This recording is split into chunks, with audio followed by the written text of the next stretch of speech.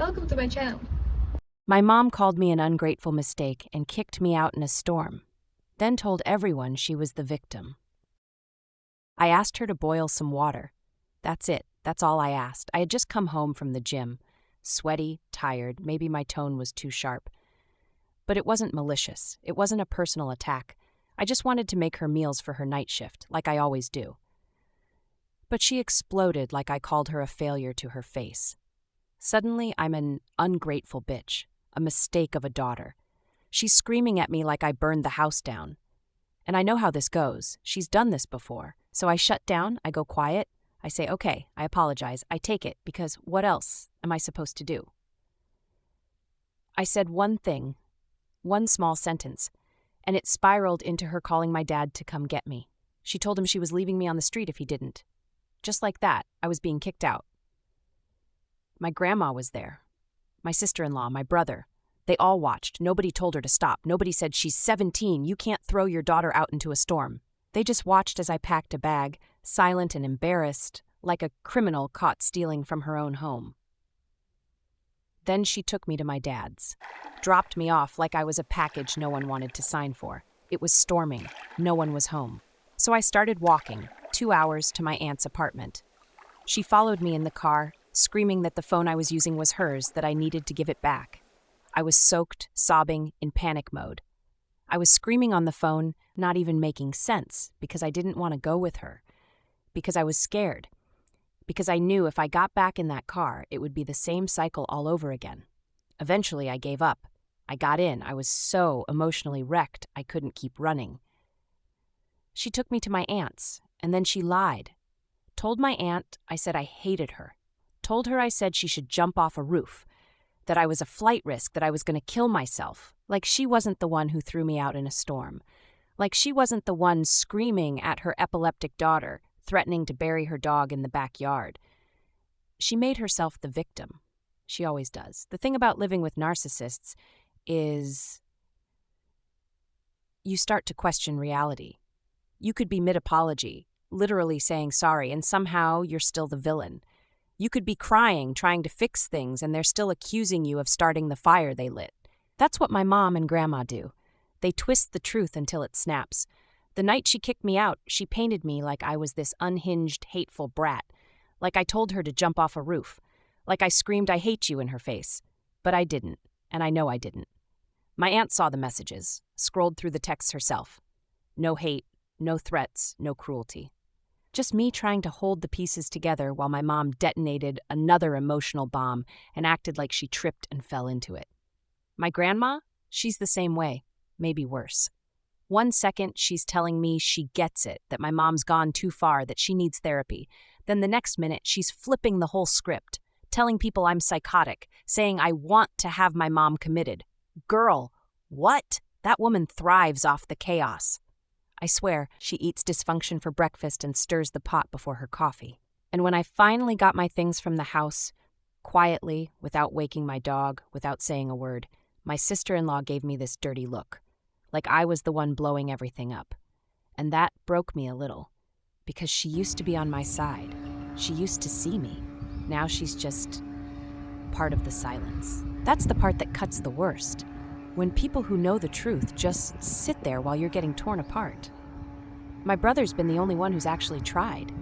He's checked in, sent money, asked what I need, but what do I even say to him? I don't know what I need. I don't know what to do. I just turned 17. Like, literally, I've been 17 for 2 minutes, and already I've been kicked out, lied about, ignored, gaslit, and told I'm not wanted by my own mother. And now she's blowing up my phone, saying she wants me back, saying she's sad and sorry and that she misses me. But 5 minutes later, she's sending texts to my aunt saying I ran away and no one wants me anymore. So what is it? Am I your everything or your nothing? Because it can't be both. And I'm tired of living in a house where the walls echo with contradictions and every apology has a backhand in it. This isn't about boiled eggs.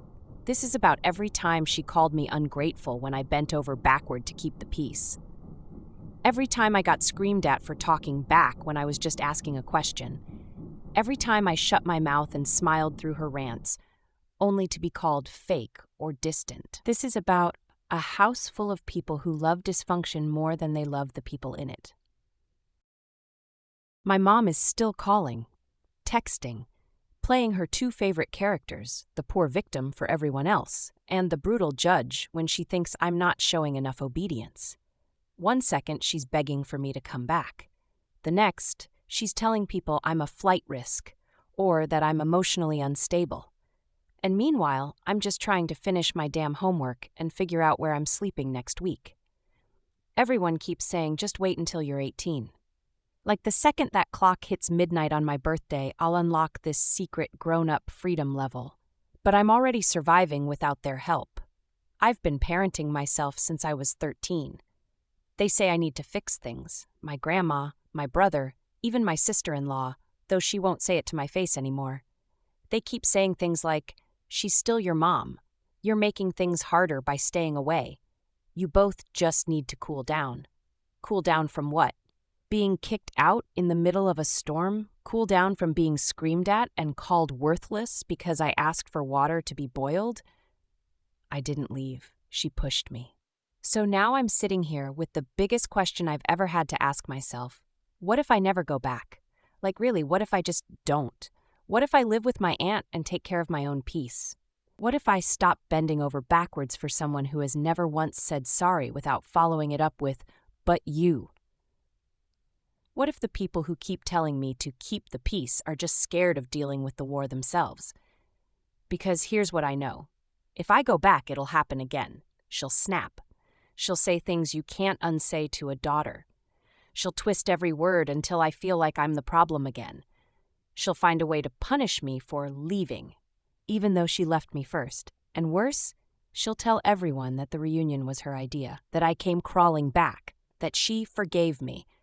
Like she's the hero of this story and not the one who threw me to the curb like I was some trash she didn't want to deal with that day.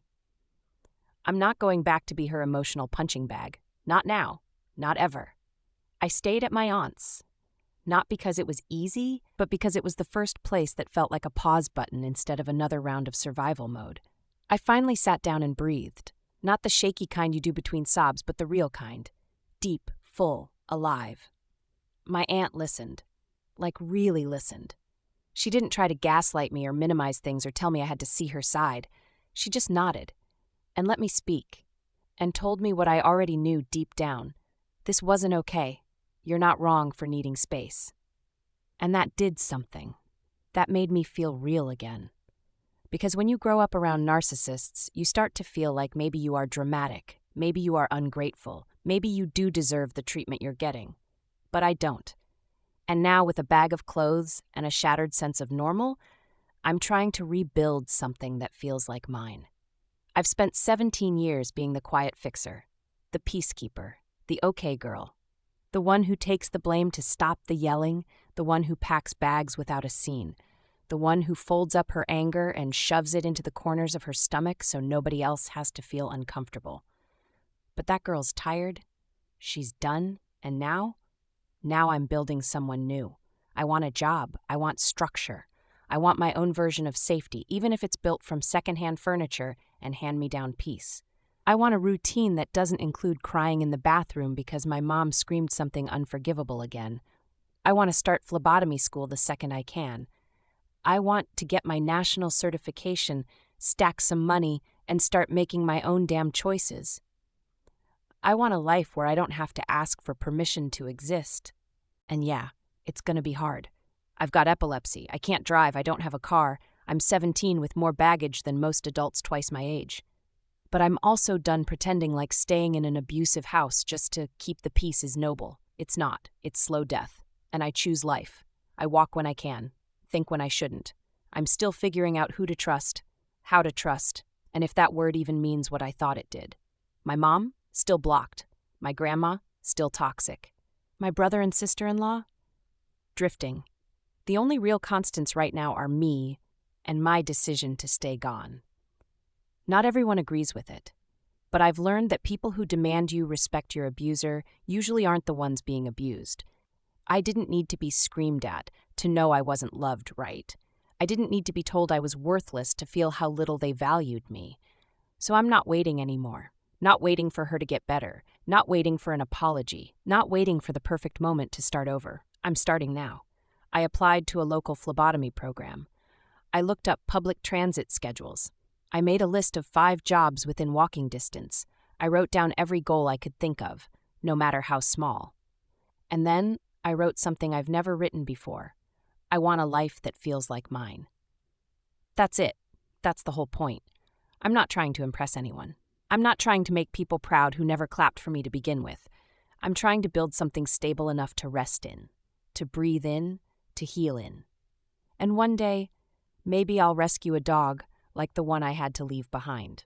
Maybe I'll get my own apartment, with sunlight that spills across a floor I pay for with money I earned. Maybe I'll cry happy tears instead of survival tears. But for now, I'm surviving loud, healing slow, and writing my own ending. Not the one they tried to hand me, the one I stayed awake long enough to create. What would you do in her situation and what you don't? We read every comment. And don't forget to subscribe and hit the bell so you never miss a new episode. Take care of yourself, and we'll see you in the next video.